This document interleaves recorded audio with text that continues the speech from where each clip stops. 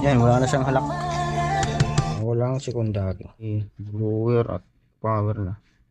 So, ready na para sa testing.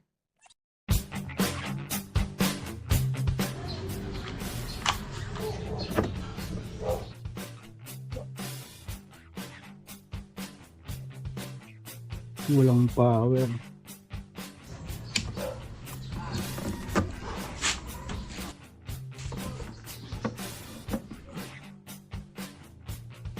Ito may power.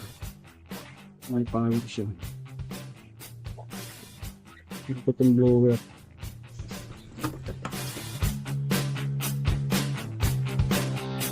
Check natin yung speaker.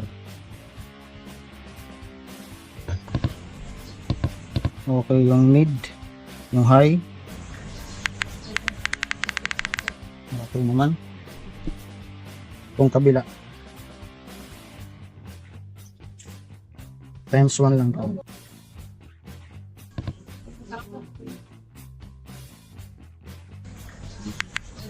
Meron naman.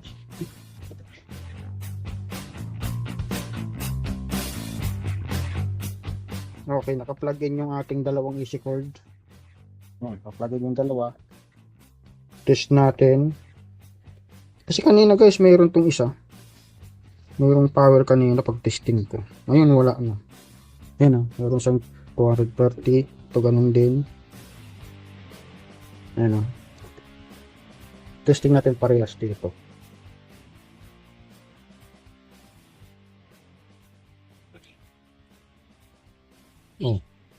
Di ko na alam kung saan dito yung nag-power kanina. Ngayon wala na Wala na silang power parehas. So ibig sabihin parehas ang issue, walang power.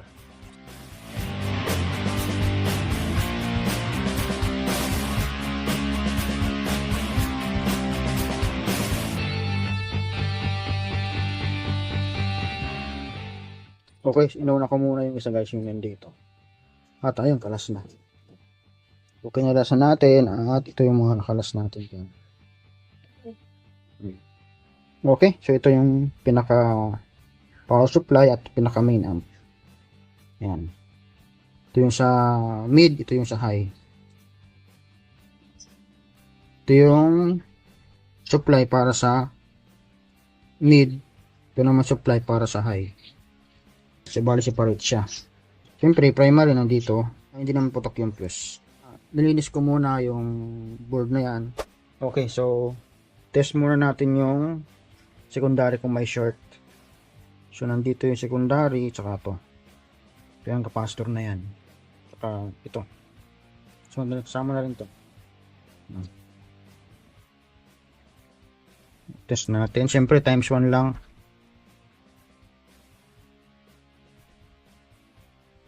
Yan, wala namang short. Dito. Wala din. So, binuksan ko na rin yung isa. So, ito, unang nakita natin, pumutok yung AC capacitor dito. Yun, may lumabas na galing sa loob. Yun. Tanggalin natin to. Papalitan muna natin.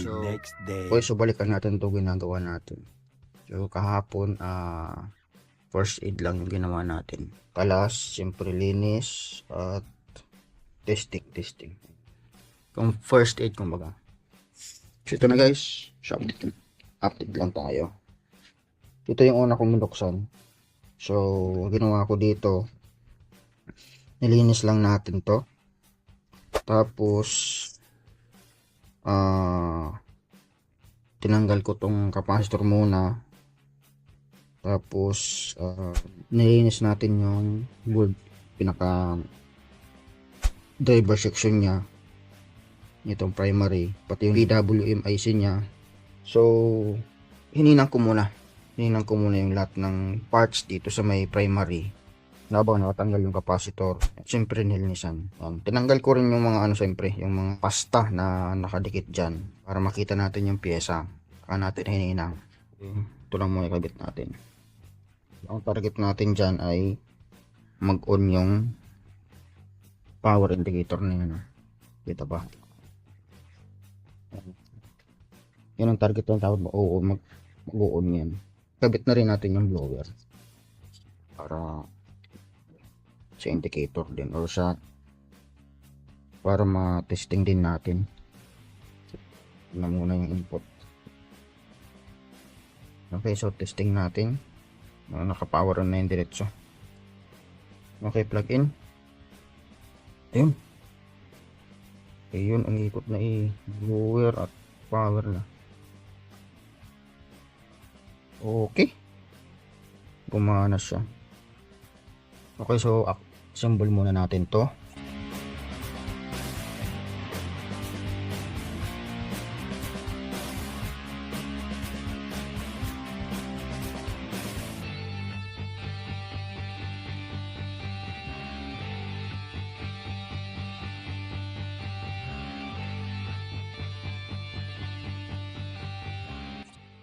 Okay, tuloy tayo. So kung ano yung ginawa natin dun sa isa, so ito yun na rin yung ginawa natin dito sa kabila. Ayan.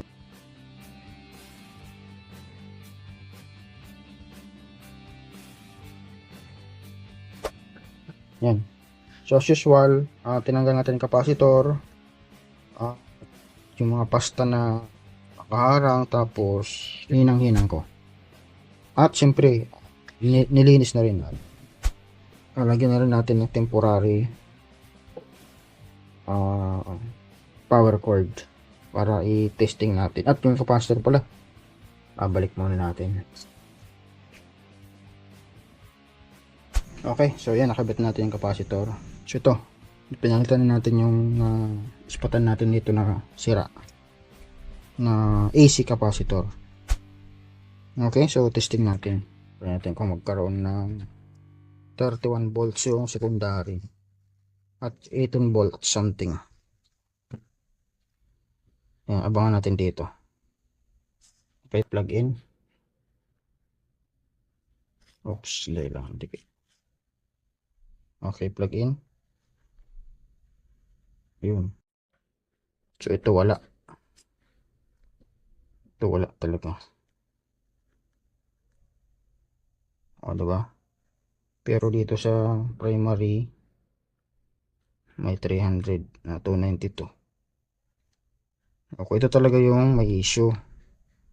Yan, wala sa secondary. Okay. Walang secondary. So wala naman siyang short guys sa secondary. Kaya ni-plug in natin. So siguro bukas naman natin ituloy ito. Bukas ko na lang i-troubleshoot to. So yan. Several days later. So tuloy natin 'to ginagawa natin. So di na ako nakapag-video guys. Ayan. Hindi ko na siya nag-videohan. Kasi medyo nahirapan kasi tayo dito. So marami-rami yung sira. At buti naman dumating na yung ating order na pyesa para dito. So ito na. Paliwanag ko na lang guys. Yung ginawa natin dito sa Alto TX12 na to. So yung isa na testing ko na. So okay naman na. So itong isa hindi pa natin tapos. Hindi ko pa siya na-plug in.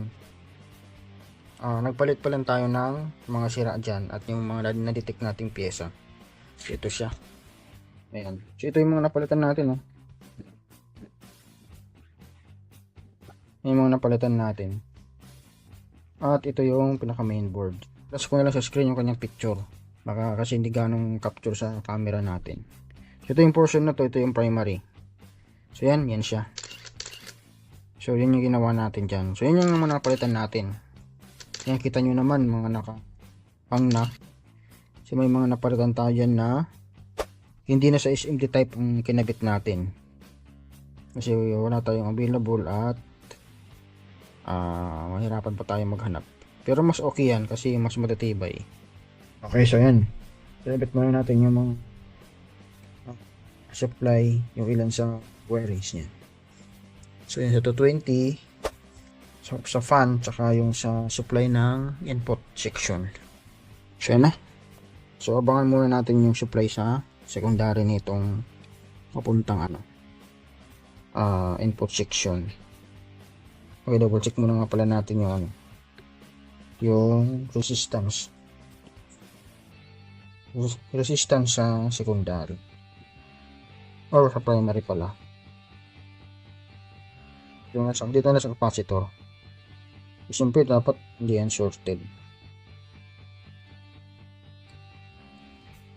Okay naman.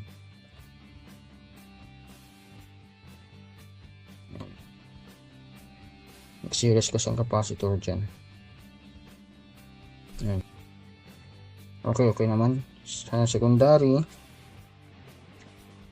diba wala naman kang short. Kasi ito yung mga capacitor. Okay. Plug in. Check it. Show power on. Baliktad. Yun nga, mayroon na guys eh. Umilaw na. Ayan, mayroon na siya. Ayan. Dito. Baliktad. Positive. Ayan. Okay, mayroon na. Siyempre, dapat may blower na yun.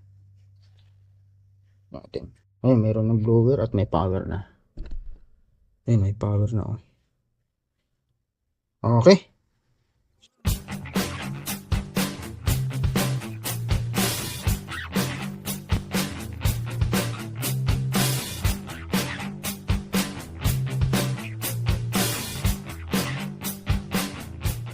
Ikaw ang reyna ng galaw ngayon.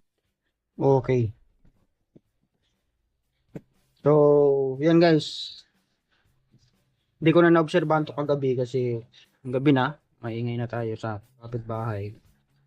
So, ngayon ko lang siya naobserbahan o chinown check. So, yan, okay na. Tumutunog naman. So, yan siya. So, pair lang yung ginamit natin. Yan. Napunta o galing doon sa Bluetooth speaker. O Bluetooth decoder. Kaya napansin ko parang may halak yung speaker, yung tunog ng speaker. Try nga natin ulit. Yan, lalo pag mahina yung music, rinig na rinig, may halak o may sabit yan. Pero pag nilakasan mo, hindi na siya pansin.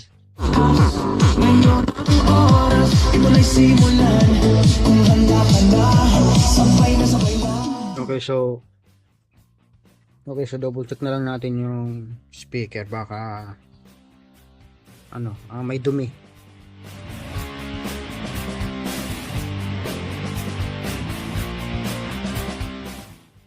Parang dumi lang.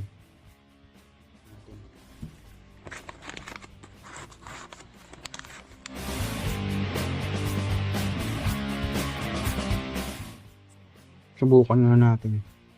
Ano naman dumi lang.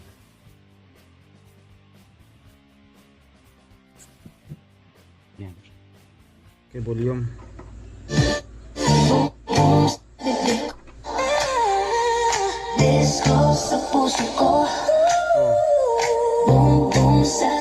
Yan, okay na. Yan, wala na siyang halak.